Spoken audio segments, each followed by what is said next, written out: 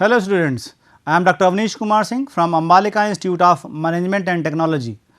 Today in this session, we are going to study the Compton effect. Last time भी हमने Compton effect study किया था, वो दो part में है. Now the second part, lecture 2, and that belongs to module 3 quantum mechanics of our subject physics. After this session, a student will able to understand the Compton effect in detail. वहाँ पर सिर्फ delta lambda निकाल के छोड़ दिया था हमने. अभी यहाँ फर्दर और उसमें क्या एस्पेक्ट्स बचे हुए हैं वो देखते हैं. Derive the expression of direction and kinetic energy of required electron. तो लास्ट टाइम जो डिस्कस हुआ था वो चेंज इन वेवलेंथ का हुआ था, जो मेन फोकस था फोटोन के ऊपर. इलेक्ट्रॉन रह गया था. नाउ इलेक्ट्रॉन की डायरेक्शन और काइनेटिक एनर्जी की बात करेंगे आज, और इन फार्मूला जो डिराइव करेंगे उस पे बेस प्रॉब्लम्स क्या हो सकती हैं उसको देखते हैं, उसको समझ सकेंगे, कर सकेंगे. Now just recap what we have studied earlier in Compton effect. देखें जो हम पहले पढ़ चुके हैं. A free particle that is hit by interact by a energy particle that is gamma wave photon, and that gamma wave photon is scattered with angle theta, and this free electron which was earlier at rest required with angle phi. फिर देखें photon जो x ray photon था वो electron जो रुका हुआ उसे टकराता है. टकराने की वजह से इलेक्ट्रॉन किसी और डायरेक्शन में जाता है और फोटोन किसी और डायरेक्शन में जाता है. डायरेक्शन हम लोग डिफाइन कर चुके हैं पहले थीटा से और फाई से. हम लोगों ने पहले डेल्टा लैम्डा निकालने के लिए क्या किया था, law of conservation of energy और law of conservation of momentum को अप्लाई किया था. एनर्जी देखा था हम लोगों ने h nu and h dash nu photon का बिफोर एंड आफ्टर. इलेक्ट्रॉन की energy before and after rest mass energy m naught c square, and after that m c square और p square c square m naught square c to power 4 to power half, यानी under root में. ये momentum E by सी यानी H nu by c और h nu dash by c photon के momentum before after collision. And electron की बात करें तो before collision it is zero momentum and after that having some value p that is m v. यहां हम लोग law of conservation use किया था और डेल्टा लैम्डा की वैल्यू निकाली थी. तो वहां पर एनर्जी को भी यूज किया था. अभी हम लोग क्या निकालने जा रहे हैं, दो पार्ट निकालें, काइनेटिक एनर्जी एंड डायरेक्शन. तो उसके लिए हमें एनर्जी की कंजर्वेशन जरूरत नहीं पड़ेगी, मोमेंटम की जरूरत पड़ेगी. कैसे देखें, डायरेक्शन ऑफ रिक्वायर्ड इलेक्ट्रॉन. तो हमें direction of required electron, electron का डायरेक्शन क्या था भाई, देखें ये थीटा ये था फोटोन का और फाई था इलेक्ट्रॉन का. तो हमें फाई इवेल्युएट करना है. लास्ट टाइम हम लोगों ने law of conservation of momentum apply किया था, तो एक्स और वाई डायरेक्शन में बताया था मैंने कि एक डायरेक्शन ये था, ये बिफोर कोलिजन, आफ्टर कोलिजन दो था. और चूंकि मोमेंटम कैसा है, एक वेक्टर क्वांटिटी है, तो इसको जब आप बैलेंस करेंगे तो आपको डायरेक्शन का ध्यान रखना है. So we have taken the component of this value in y and x axis, जिससे आसानी से बाद में हम एक्स वाई के अलॉन्ग उसको सॉल्व कर लेंगे. तो हमने कहा था कि इसको जब आप थीटा साइड में लेते हैं तो बोलते हैं कॉस थीटा कंपोनेंट. तो एच न्यू बाई सी का लिख लिया, h nu by c cos theta, और perpendicular component h nu dash by c sine theta. तो इससे मतलब नहीं है अब हमें, ये और इस कंपोनेंट से मतलब है. इस तरह से पी कंपोनेंट था, उसका फाई साइड लेंगे तो पी कॉस फाई, और परपेंडिकुलर पी साइन फाई. अब पी से मतलब नहीं है. तो हमारे पास एक्स एक्सिस के along h nu by c और ये दोनों हो गए, और वाई एक्सिस के अलॉन्ग अपोजिट डायरेक्शन में ये वैल्यू और ये वैल्यू है. तो अब law of conservation of momentum apply करेंगे इसमें. तो देखें एक्स एक्सिस के अलॉन्ग करेंगे h nu by c plus zero, क्योंकि रेस्ट पे इलेक्ट्रॉन का मोमेंटम जीरो था, और बाकी दोनों वैल्यू यहां से उठाएं, h nu dash by c cos theta plus p cos phi. Solve कर लिया जाए इसको, सी से मल्टीप्लाई कर लेते हैं, और पी सी कॉस फाई जैसे पहले लिखा था उसी तरह से इक्वेशन लिख लें. P c cos phi is equal to h nu minus h nu dash cos theta. y के लिए देखें तो ये बराबर ये, वैसे अगर बैलेंस पूरा करना चाहें तो पहले 0 था y एक्सिस पर, बाद में ये दोनों वैल्यूज हैं with negative sign, h nu dash by c sine theta minus p sine phi, और फिर सी मल्टीप्लाई कर दो, we can write p sine phi.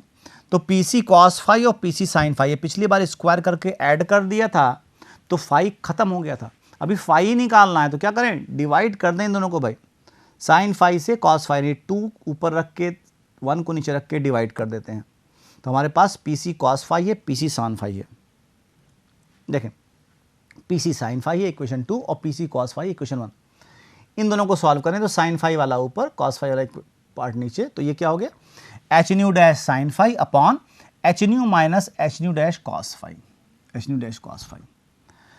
अब पी सी कैंसिल हो गया और हमारे बचा टेन फाई, तो phi is equal tan inverse something जो सॉल्व करने पे आएगा, nu dash sine theta, h भी कैंसिल, देखिए एच सब कैंसिल हो गया, एच कैंसिल हो गया, तो बचा क्या, nu dash sine theta upon new minus nu dash cos theta. ना मालूम है कि न्यू को लिख सकते हैं सी अपॉन लैम्डा, वो वैल्यू पुट करें, और पुट करें तो हमारे पास ये आ गया भाई, यहाँ पर आ गया सी बाई लैम्डा डैश, यहाँ c by lambda dash, solve करेंगे जब तो ये हो गया lambda sine theta upon lambda dash minus lambda cos theta, c cancel हो गया। अभी ज़रूरत नहीं है इसकी हमें, बट मालूम रहे कि लैम्डा के टर्म में चाहें तो ऐसे लिख सकते हैं ना, new dash cos sine theta new minus nu dash cos theta, इसको सॉल्व करना है। तो पहले क्या किया हमने, न्यू डैश कॉमन निकाल लिया, न्यू डैश नीचे से कॉमन निकाली न्यूमरेटर से, तब क्या बचा, new by nu dash minus cos theta, ना ऊपर न्यू डैश नीचे न्यू डैश कैंसिल हो गया, बचा क्या, sign theta upon new by nu dash minus cos theta. Further इसको और सॉल्व कर लेते हैं। अब क्वांटम शिफ्ट हमें मालूम है, दैट इज डेल्टा लैम्डा, तो टेन फाई आ गया हमारे पास यहां पर sine theta upon nu dash minus cos theta. Quantum shift given by delta lambda is equal to lambda minus lambda dash h upon m naught c 1 minus, अभी हमारे पास वहां न्यू डैश बाई न्यू है तो हमें new by nu dash निकालना पड़ेगा, और निकालने के लिए यही पुराना एक्सप्रेशन यूज करें क्वांटम शिफ्ट का। तो delta nu is equal to lambda, delta lambda is equal to lambda dash minus lambda h upon m naught c 1 minus cos theta. Lambda को पहले न्यू से रिप्लेस कर दें, सी अपॉन न्यू, तो सी इधर चला गया, सी स्क्वायर हो गया, और 1 upon nu dash minus 1 upon nu is equal to h upon m naught c square 1 minus cos theta. Again if we take here nu dash, यहाँ से 1 अपॉन न्यू डैश कॉमन ले लें, 1 अपॉन न्यू डैश कॉमन लेंगे तो 1 upon nu dash बाहर आएगा, वो new dash इधर चला गया, एच न्यू बन गया, और यहाँ पर न्यू बाई न्यू डैश हो गया, हमें वहाँ न्यू बाई न्यू डैश चाहिए था भाई, तो nu by nu dash is equal to 1 गया उधर, 1 plus h nu upon m naught c square 1 minus cos theta.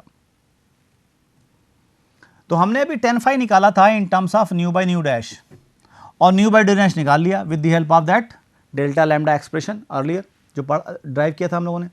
अब ये वैल्यू उठा करके हम यहाँ पुट कर सकते हैं, और पुट कर दिया जाए तो क्या होगा, देखो sine theta upon 1 plus h nu upon m naught c square 1 minus cos theta and minus cos theta, इसके अलावा बाद में माइनस कॉस थीटा। ना ये 1 है, ये माइनस कॉस थीटा, और ये 1 माइनस कॉस थीटा, तो इसको हम साथ में लिख लें, 1 माइनस कॉस थीटा नीचे हो गया, और 1 माइनस कॉस थीटा ये था, तो हम लोग 1 माइनस कॉस थीटा कॉमन ले सकते हैं, और कॉमन लें बचा क्या, यहाँ बचा 1, और यहाँ पर h nu upon m naught c square, ऊपर साइन थीटा वैसे ही है, तो क्या मिल गया, sine tan phi is equal to sine theta 1 minus cos theta 1 plus h nu upon m naught c square. अभी यहाँ पर हमारे पास sine theta cos theta term है, इसको हम थीटा बाई 2 में चेंज कर लें तो कुछ कैंसिल आउट हो जाएगा, देखते हैं क्या हमारे पास, देखो फार्मूला है sine theta is equal to 2 sine theta by 2 cos theta by 2 and 1 minus cos theta is 2 sine square theta by 2। तो यहाँ देखिए 1 माइनस कॉस थीटा है तो ये वैल्यू उठा के पुट कर सकते थे, और यहाँ साइन थीटा है तो ये वैल्यू उठा के पुट कर सकते थे। आगे देखें, ये वैल्यूज साइन थीटा की वैल्यू उठा के यहाँ से यहाँ पुट कर दी जाए, और 1 माइनस कॉस थीटा की यहाँ, तो थीटा बाई 2 के टर्म में आएगा, कोई दिक्कत नहीं है। ये रख दिया 2 sine theta by 2 cos theta by 2, और 2 sine square theta by 2 1 plus h nu by m naught c square. अब देखें यहाँ पर ये 2 कैंसिल हो गया और एक साइन कैंसिल हो गया, तो बचा क्या, tan phi is equal to cot theta by 2 upon 1 plus h nu upon m naught c square, that is the result. Phi depend upon theta, phi depend upon nu, दोनों पे depend कर रहा है. Equation represent the angle of recoil of electron phi which depends on scattering angle theta and frequency. Theta पे depend करेगा और new पे depend करेगा, किस डायरेक्शन में इलेक्ट्रॉन जा रहा है ये फ्रीक्वेंसी पे भी डिपेंड करेगा और स्कैटरिंग एंगल ऑफ फोटोन पे डिपेंड करेगा. दिस इज वन एक्सप्रेशन जो हमें ड्राइव करना था. Now will just discuss the variation. It is clear from this expression कि थीटा और फाई का वेरिएशन है किस तरह का. देखिए थीटा ये एंगल और फाई ये वाला एंगल है, कैसा वेरिएशन आपस में रिलेटेड है. यहाँ इस इक्वेशन से हम दोनों को रिलेट कर रहे हैं. कैसे रिलेट हो रहा है, when theta is equal to 0 then phi is equal to 90. Mathematically we can see when theta is equal to 0 then phi inverse is equal to 90. तो phi हो गया 90 और एक्सट्रीम वैल्यू थीटा की क्या हो सकती है मालूम है. थीटा यहाँ से यहाँ वैरी कर सकता है, बताया था, वो सीधे भी निकल सकता है और वो ऐसा हो सकता है कि जाने के बाद उसी रास्ते में वापस आ जाए, दोनों पॉसिबल है. तो ये हो गया और एक्सट्रीम क्या हो गया, वापस आ जाए. तो एक्सट्रीम मतलब हो गया theta is equal to 180 then phi is equal to 0. Mathematically देख सकते हैं then phi is equal to 0. क्या निकल के आ रहा है कि यहां थीटा का वेरिएशन पॉसिबल है 0 से लेकर के 180 पूरा पॉसिबल है. And what about phi, phi having only the variation 0 to 90. That means the electron recoil only in the onward direction. केवल इसी डायरेक्शन में जा सकता है, 0 से लेकर के 90 के बीच में जा सकता है. और जबकि ये क्या है, ये पूरे में सीधे भी जा सकता है, वापस भी आ सकता है और हर एक एंगल पॉसिबल है. Where as photon can scattered in any direction. अगर क्वेश्चन इस तरह से पूछता है तो वो प्रूफ करने के बाद आपको ये दिखाना पड़ेगा, स्टेटमेंट लिखना पड़ेगा. ओके, नाउ दूसरा एक्सप्रेशन डिराइव कर रहे हैं, that is kinetic energy of required electron. Direction देखा था, फाई निकाला, नाउ काइनेटिक एनर्जी. तो remember where this kinetic energy come from, photon interact with electron, transfer some energy to it and goes here. तो अगर आप कितनी energy ये gain कर रहा है, दो तरीके से निकाल सकते हैं. एक, इसकी फाइनल एनर्जी माइनस इसकी initial energy, that means mc square minus m naught c square. और दूसरा, ये एनर्जी आ कहां से रही है, the energy gained by electron is actually the energy lose by the photon. तो initial energy minus final energy of photon, वही तो एनर्जी लूज बाय फोटोन हुआ. तो energy lose by photon is same as energy gain by the electron. H nu minus h nu dash is equal to mc square minus m naught c square. So kinetic energy of recoiled electron is equal to the loss in energy of incident photon.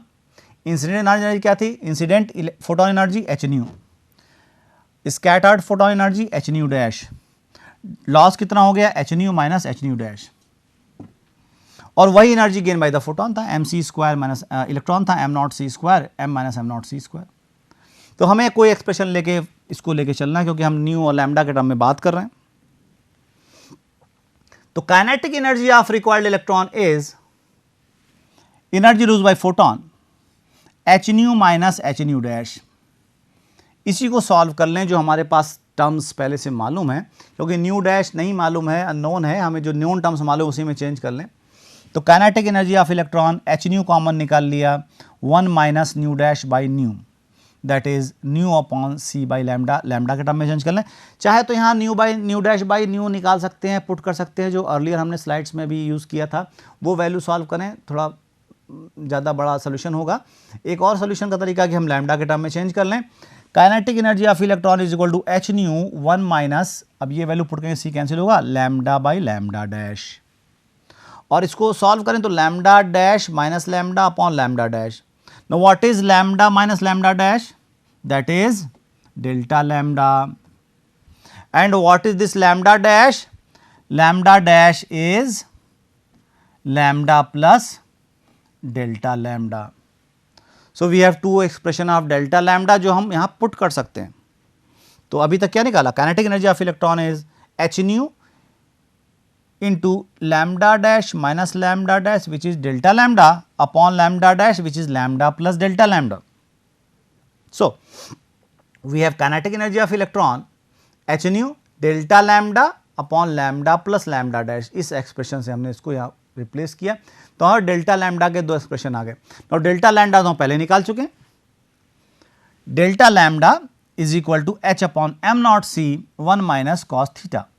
Now इसको और आसान करके लिख ले, 1 minus cos theta can be written as 2 sine square theta by 2. पहले discuss कर चुके हैं हम लोग कई बार.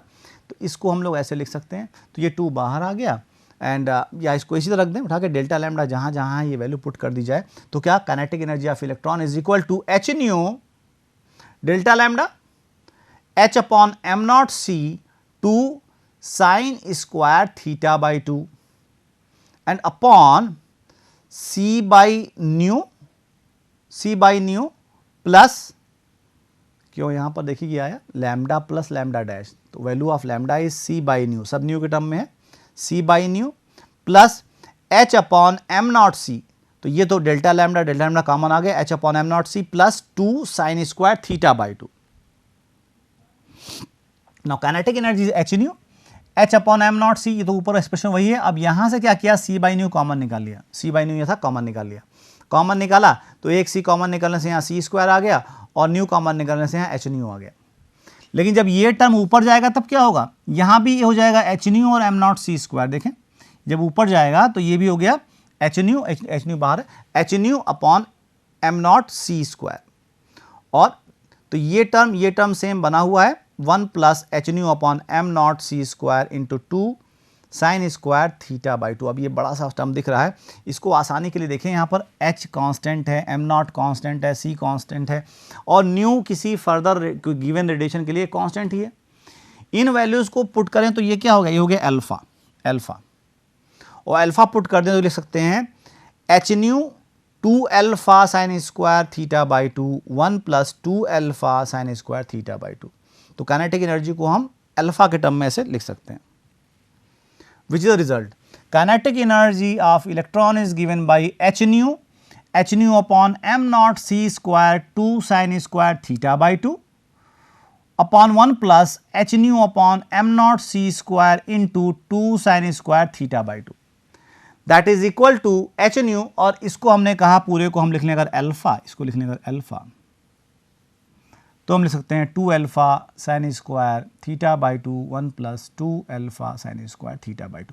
अल्फा लिखने से आसानी ये होती है हमें कि फर्दर उसको अंडरस्टैंडिंग जब करेंगे अभी तो वहाँ हमें कुछ आसानी दिखेगी. देखें कैसे. This equation represents the kinetic energy of required electron which depends upon scattering angle theta. So kinetic energy here is depend upon the value theta also the frequency but theta पर मेन डिपेंड कर रहा है kinetic energy. Now, by variation of theta, we can understand कि क्या variation यहाँ हो रहा है. If theta is equal to 0, again theta is equal to 0 means सीधे निकला जा रहा है. Theta is equal to 0, तो sin 0 is equal to 0. That is no. अब इस फार्मूले में देखो theta is equal to 0, तो ये 0 हो गया ऊपर, ये 0 हो गया तो सब 0 हो गया. काइनेटिक एनर्जी 0 हो गई. That means कोई इलेक्ट्रॉन वहाँ स्कैटर नहीं हो रहा, कोई मतलब इलेक्ट्रॉन पे हिट हो रहा है तो ट्रांसफर ऑफ एनर्जी नहीं हो रही है. No electron will require for the incident photon at angle theta is equal to 0. So no scattering, unmodified scattering का ये एक तरह से देखें. Theta is equal to 0, electron वही रह गया, रिक्वायर नहीं हुआ, ट्रांसफर ऑफ एनर्जी नहीं हुई. इसका मतलब हो गया कि वहाँ पर कोई स्कैटरिंग नहीं हो रही. Now if theta is equal to pi by 2, so if you put pi by 2 पहले से यहाँ पर है तो pi by 4 that is 1 by root 2 square कर दिया 1 बाई 2 कैंसिल हो गया. So we have h nu alpha upon 1 plus alpha upon 1 plus alpha where alpha is this value. And if theta is equal to pi, remember theta is equal to pi means maximum change. Theta is equal to pi, theta क्या angle था, वही photon का scattering angle. Theta means theta is equal to phi का मतलब पाई का मतलब ये photon जा रहा है, टकरा रहा है और टकराने के बाद उसी रास्ते पे वापस आ रहा है. Theta is equal to pi.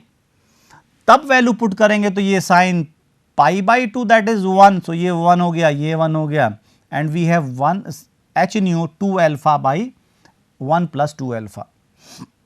So the minimum energy transfer, the kinetic energy means kinetic energy gained by the electron, that means energy कितनी ट्रांसफर हो रही है फोटोन की, by incoming photon is giving some energy to the electron and scattered. तो energy transferred is the energy gained by electron. तो वही कह रहे हैं minimum energy transfer to electron by photon is 0 when theta is equal to 0 and maximum energy transferred to the required electron is this one h nu upon 2 alpha by 1 plus 2 alpha, that is theta is equal to pi, theta is equal to pi.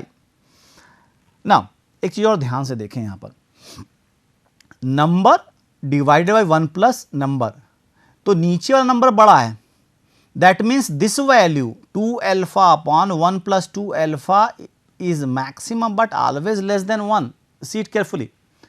2 alpha upon 1 plus alpha, तो ये चूंकि 1 plus लिखा हुआ है तो ये value ज़्यादा हो गई, that means 2 alpha upon 1 plus 2 alpha is less than 1. 2 alpha upon 1 plus 2 alpha is always less than 1. That means ये चूंकि 1 से कम है, सो h nu 2h, आप अब किसी नंबर से मान लो ये 1 से कम है और h nu से मल्टीप्लाई करें, रिजल्ट जो आएगा वो h nu से कम हो जाएगा. जस्ट लाइक एग्जाम्पल देखें कि 20 ले रहे हैं और 20 को हम अप्लाई कर रहे हैं 1 से कम से, दैट मीन्स मान लो 0.5 से, तो डैट विल बी 0.5 से मल्टीप्लाई करते 10 आ गया, तो 10 इज लेस देन 20. तो अगर ये नंबर 1 से कम है और h nu से मल्टीप्लाई कर रहे हैं तो रिजल्ट आएगा वो h nu से कम होगा, दैट मीन्स h nu से कम होगा, मतलब मैक्सिमम एनर्जी ट्रांसफर पर भी पूरी एनर्जी ट्रांसफर नहीं होती. Even at maximum transfer of energy complete energy of photon is not transfer to the electron. ध्यान देंगे, फिर इसकी वैल्यू 1 से कम है तो h nu इंटू वैल्यू 1 से कम, that is less than h nu. तो पूरी एनर्जी ट्रांसफर हो रही है, मैक्सिमम एनर्जी ट्रांसफर हो रही है, फिर भी पूरी एनर्जी ट्रांसफर नहीं हो रही है.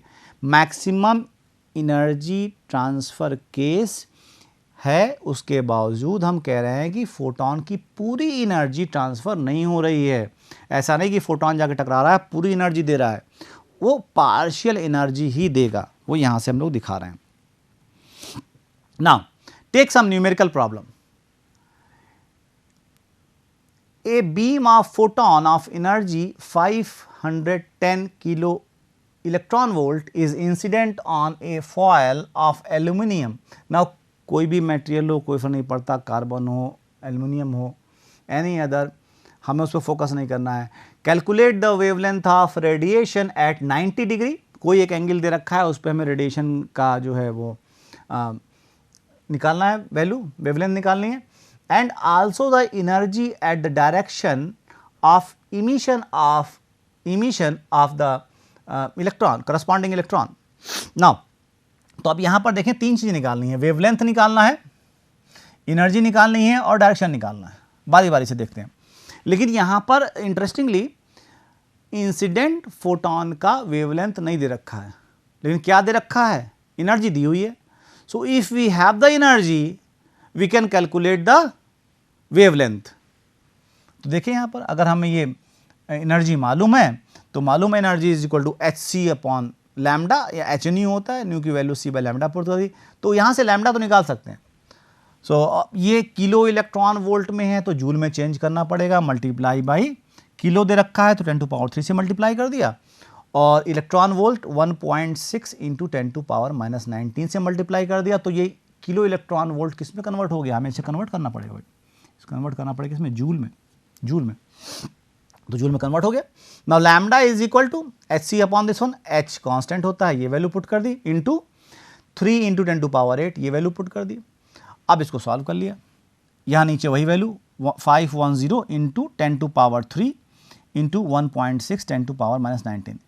इसको सॉल्व करने पे वैल्यू आ रही है 2.23 इंटू 10 टू पावर माइनस 12. ये किसकी है, incident wavelength. Now we have incident wavelength that is 2.23 into 10 to power minus 12 meter. Now Compton shift formula पहले से मालूम है, क्यों हमें यहां पर पहले निकालना था वेवलेंथ ऑफ रेडिएशन, तो हमें एक्चुअली निकालना है लैम्डा डैश। तो डेल्टा लैम्डा निकालने पहले और लैम्डा निकाल ही लिया तो लैम्डा डैश निकल जाएगा। Delta lambda is equal to h upon m naught c 1 plus cos theta. Now theta is given, where theta, theta is 90 degree, 90 degree, ये 90 डिग्री दे रखा है, 90 degree is given. So lambda dash is equal to lambda plus h upon m naught c 1 minus cos theta, theta की value put कर दी 90 degree, that is 0, और lambda dash हो गया लैम्डा प्लस दिस वन। तो ये solve किया हमने 90 पे, मालूम भी याद भी है हम लोग को क्या वैल्यू आती है इसकी 0.0242, और वो वैल्यू एंगस्ट्रॉम में चाहे एंगस्ट्रॉम में निकाल सकते हैं, वो यहाँ पुट करके सॉल्व किया तो आ गया lambda dash is equal to 4.84 into 10 to power minus 12 metre. तो ये क्या निकल गया हमारे पास, स्कैटर्ड फोटोन की एनर्जी, सॉरी वेवलेंथ, स्कैटर्ड फोटोन का wavelength. Now energy of required electron, अब एनर्जी निकालनी है रिक्वायर्ड इलेक्ट्रॉन, तो वो निकल गया difference of energy h nu minus h nu dash, h nu minus h nu dash, nu की वैल्यू पुट कर दें H C upon lambda, H सी upon lambda dash, then H nu lambda dash minus lambda upon lambda lambda dash. तो आप चाहें तो इसको delta lambda put कर सकते हैं, या सिंपली इस केस में तो हमारे पास लैम्डा डैश भी और लैम्डा भी है, लैम्डा डैश हमने निकाला पहले, लैम्डा डैश अभी निकाला, तो दोनों की वैल्यू पुट कर दी है, लैम्डा डैश और लैम्डा पुट कर दिया, तो ये क्या आ गया भाई, यहाँ लैम्डा डैश और ये लैम्डा पुट करके सॉल्व किया, काइनेटिक एनर्जी आ गया 4.074 into 10 to power minus 14 joule. तो क्या निकाल लिया हमने, हमने निकाल लिया काइनेटिक एनर्जी, हमने निकाल लिया wavelength, kinetic energy, wavelength. Now we have to calculate the direction of required electron. So again we have the formula tan phi is equal to lambda sin theta upon lambda dash minus lambda cos theta. So lambda tan phi is equal to, अब यहाँ पर value lambda की पहले put कर दी और sin 90, now sin 90 की value मालूम है आपको क्या है 1, एंड बाकी जो लैम्डा डैश मालूम है, लैम्डा मालूम है, cos 90 0, तो ये खत्म हो गया। अब इसको सॉल्व कर लिया और phi is equal to tan inverse, तो टेन इनवर्स इसको सॉल्व करेंगे, दिस इज 26.61 डिग्री। तो हमने काइनेटिक एनर्जी भी निकाल ली, हमने डायरेक्शन निकाल लिया, हमने वेवलेंथ ऑफ रिक्वायर्ड इलेक्ट्रॉन निकाला। न्यूमेरिकल तमाम सारे हैं, आप उसको प्रैक्टिस करते रहें, एग्जाम में आते हैं। तो कॉम्पटन इफेक्ट यहाँ कंप्लीट होता है, दो अलग अलग हम लोगों ने पढ़ा जगह पर, उसको ध्यान देंगे। पहले में डेल्टा लैम्डा निकाला, दूसरे में हम लोगों ने काइनेटिक एनर्जी निकाली और डायरेक्शन ऑफ रिक्वायर्ड इलेक्ट्रॉन निकाला। एग्जामिनेशन पॉइंट ऑफ व्यू से ये दोनों आप बहुत ध्यान से पढ़ेंगे, स्पेशली पहला वाला जो लेक्चर था वो एग्जामिनेशन पॉइंट ऑफ व्यू से बहुत इंपॉर्टेंट है। Thank you for today.